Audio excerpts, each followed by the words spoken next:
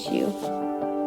I remember very clearly this moment when I realized that the more impossible the dream is, the more opportunity there is for the Lord to show up and do what only He can do.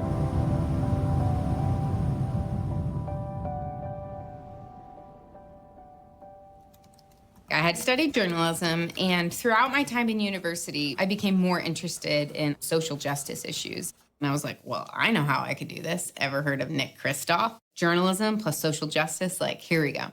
So it turns out when you're 22 and you've never really traveled and you've never really had a real job in journalism, the New York Times is very less than interested in hiring you to travel around the globe and tell these stories. I actually had not the first clue about how the world worked. But the Lord had laid something on my heart. I felt this call, and so I decided to buy a one-way plane ticket to Uganda.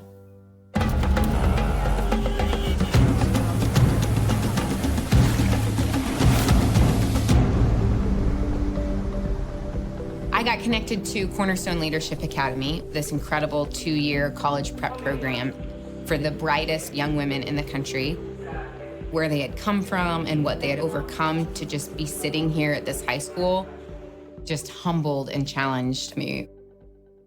These young women were facing this 9-month gap between high school and university. Back in the village, they faced the incredible amount of social pressure to get married, to start having kids, to not continue their educational path. And then also the reality of them not being able to find a job to pay for university. All of this energy to really become change makers and leaders in Uganda could really dissipate. All of a sudden, those massive social justice issues became 25 faces in a very specific problem. I knew that we needed to create jobs. One of my friends from back home actually suggested, what about those strappy, funky sandals that you made in college that everybody loved?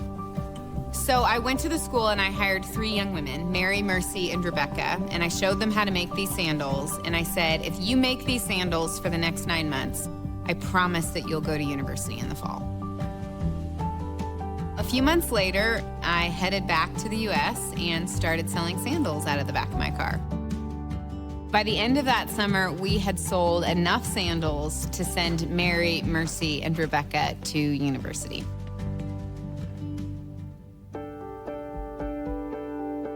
Several years ago, we were 3 women in a patch of grass making sandals underneath a mango tree, and today we're the largest footwear producer in Uganda. What we're trying to do at Seiko is really hijack the traditional overseas manufacturing and production model and instead create space where women become more of who they were created to be. We provide them with not only a fair wage, but full comprehensive health insurance.